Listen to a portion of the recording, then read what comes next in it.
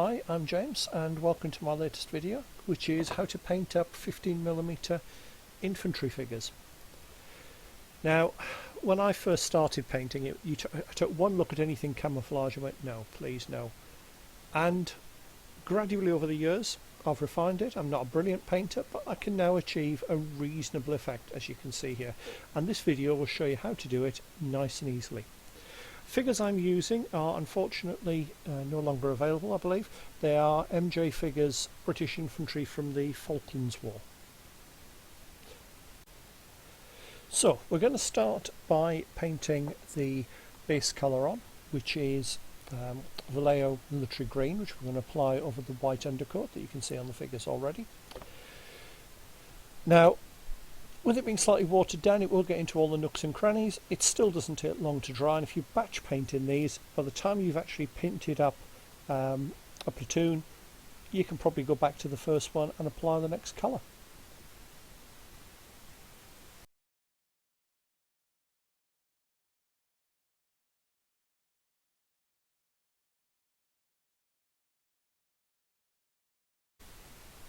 Moving on to the first contrasting colour, we're going to use Games Workshop's Bala Brown.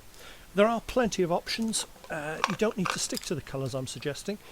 British kit tended to vary considerably in colour. There was one issue that came in around 1992 where instead of a dark brown it had almost an orange. If you're painting up the tropical kit, which was one of an awful lot of troops on exercise because it dried faster, that was far brighter, so you can vary it even within the section, and that doesn't even allow for the fact that you can quite happily put a few of your figures in lightweight trousers which are plain green. One thing to watch when you are applying the Bala Brown is make sure that you avoid the webbing if you can, because the 58 pattern webbing that these figures wear, plus the initial issue of the PLC webbing that replaced it, were in green. It was only in the later patterns did that change to a DPM or disruptive pattern material pattern. If they're wearing that, it's nice and easy because you can literally just paint the same colour as the uniform.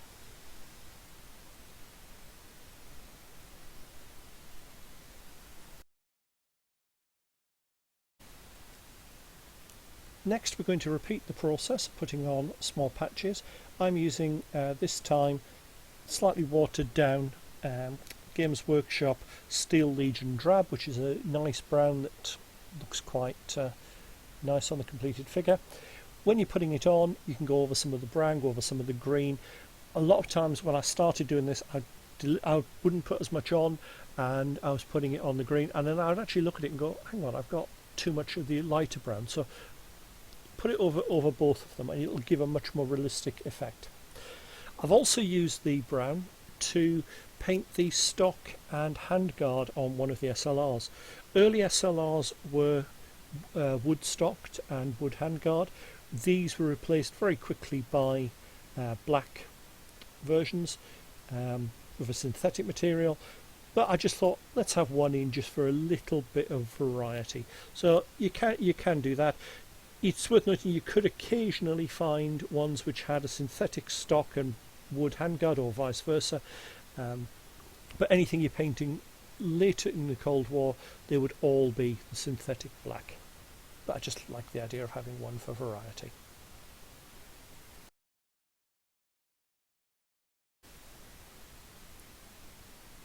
Now there's a lot of black to actually paint on these figures. You've got the boots to paint. Now the boots on these figures are the lower DMS boots generally. However, there are some wearing gaiters, and I've painted those up as the slightly later high leg boot. They were introduced after the Falklands when it was found how bad the DMS boots were. No reason you can't paint them up as either. To be honest, at this scale, not many people are going to notice. You've also got, as we already said, the SLRs. They need painting black as well, so you've got that. I also painted the L7A2 GPMGs in black. It just worked, it blended in better. you've got the little tiny bits of black in the DPM pattern.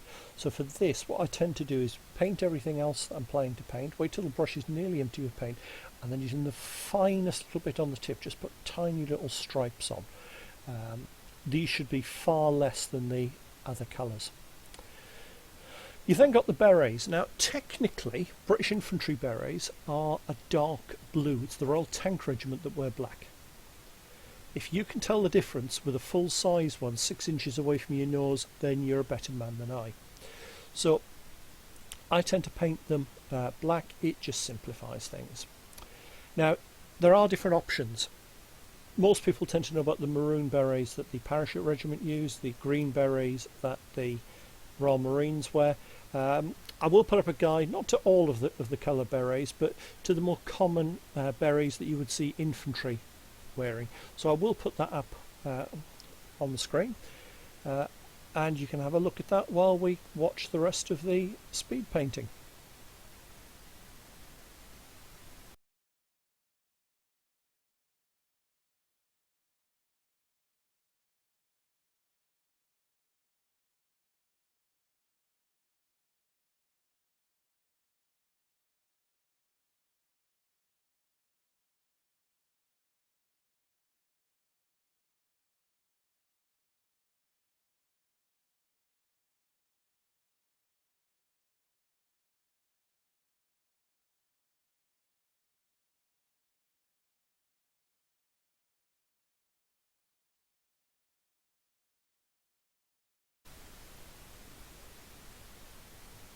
Hair is one of those things that you paint up rather infrequently as a modern player, I find. Usually it's covered by the helmet, a bit different in earlier periods. So when a figure's wearing a beret, there's usually plenty of hair showing at the back, particularly if you've got Dutch troops. Now, what we need to do with that is just a bit of variety. I've used a couple of different colours and just painted up the hair. I tend to mix this one up a bit, paint a couple on this base, a couple on that base, and that helps you speed paint. Now, as I went for the darker colours, what I did do is actually paint up a couple of figures in dark skin tones at the same time. If I had the paint open, I may as well use it.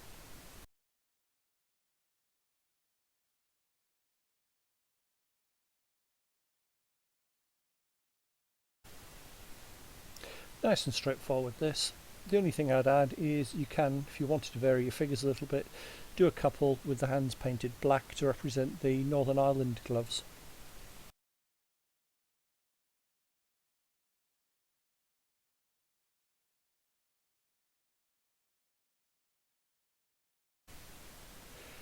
Next it's the 7.62 ammunition. The belts we usually carried in pouches. It's very rare to see them slung around figures. Worth checking that you do make sure you get all of them, because for example there's one here carrying the bandolier loose. There's a little oddity in the prone GPMG gunner in that he seems to have a belt going through the weapon and coming out the other side. It should feed from the left. If you wanted to just paint one side and hide the other or something, you could do, but I'm quite happy enough just putting it there. It just looks like a spare bit of ammunition then.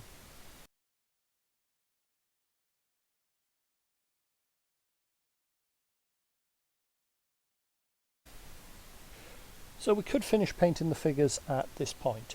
I'm going to take it a stage further. I'm going to use the Army Painter Quick Shade, the strong tones, because it will really bring out the details, particularly of little things like the webbing. So you put this on nice and simply, slosh it all over the figure. Now after about a couple of minutes, what I then do is go back with another brush and take off any large pooling areas, because they will just come across as too dark otherwise. If you've never used it before, one thing I would emphasise with this is it's not an acrylic based paint, so you will need to think about cleaning your brushes separately.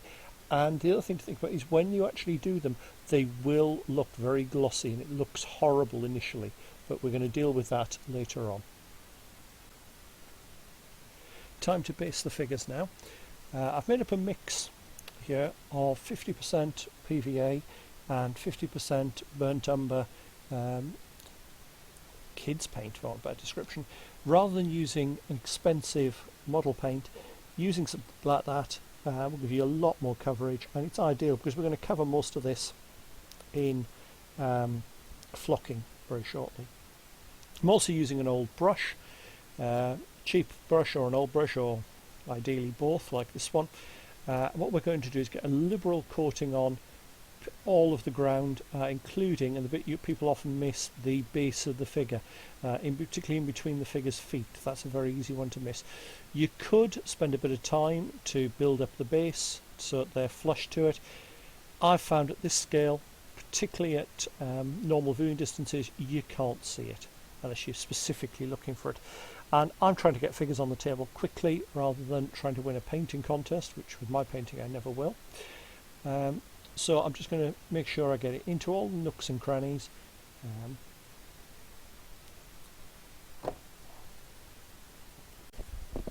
So now we've got all of the brown mud effect in place, it's time to actually add the flocking to it. Now I tend to use a variety of different types of flocking. I'm going to use multiple types on the one base simply because it breaks it up and it stops it looking too uniform. So I'm going to use quite a dark one, just put a few patches on with that, and then I'm going to switch to a lighter general coloured one that I use as my main colour. We'll also get a few patches where the mud will show through, which is great, means we get a bit more variety. Now as you apply the second set of flock, what you will find is the first flock disappears. That's not a problem because all we've done is cover it up. When we actually shake it or tap it to get the flock off, what will happen is the stuff we've applied on the top will just fall off, leaving the second colour visible. Now you can see with the figures there are brown patches, particularly around the feet under the bases, because we're dropping it vertically. So what I'm going to do is just tap off and shake off the excess, and then holding it at an angle, drop it on specifically on those points. You may need to rotate it round, do it from multiple angles, particularly if some of your figures are diagonal across the base. Once all that's done, what I'm then going to do is just let it settle for a minute or two, and then get an old brush and just brush off any excess that you've got in between ammunition pouches, things like that. The prone figure is particularly prone to it.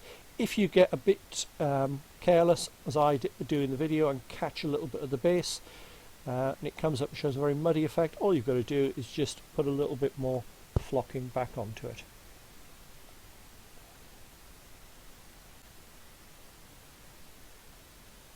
As you can see there, during that I've actually also stuck on a couple of clumps of grass onto the bases.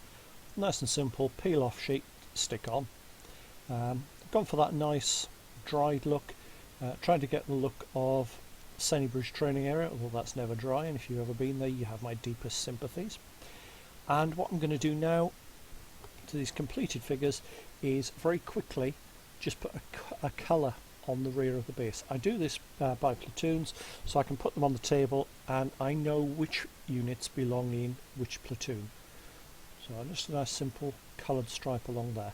And once we've done that, I'm not going to show the next step, which is to take them outside and apply a quick spray can of matte varnish. That will actually take down the gloss effect that we've got at the minute and make the figures much more realistic looking for the tabletop.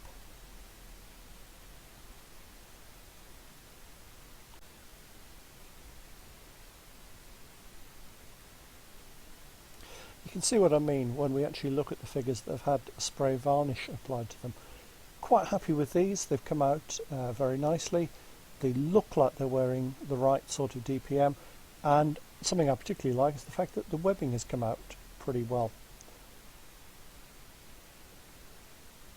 So comparing it to what we've actually got in real life to the tabletop, you can see that I've got a figure in the centre and two photos.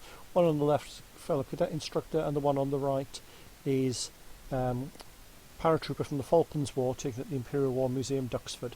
It's close enough to pass on the tabletop, particularly at the distance you'd look at those figures. We've also got there some US figures that I've painted up using the same technique but a different palette of colours, and they're actually much easier because on those the webbing is camouflage as well, so that made life a little bit easier.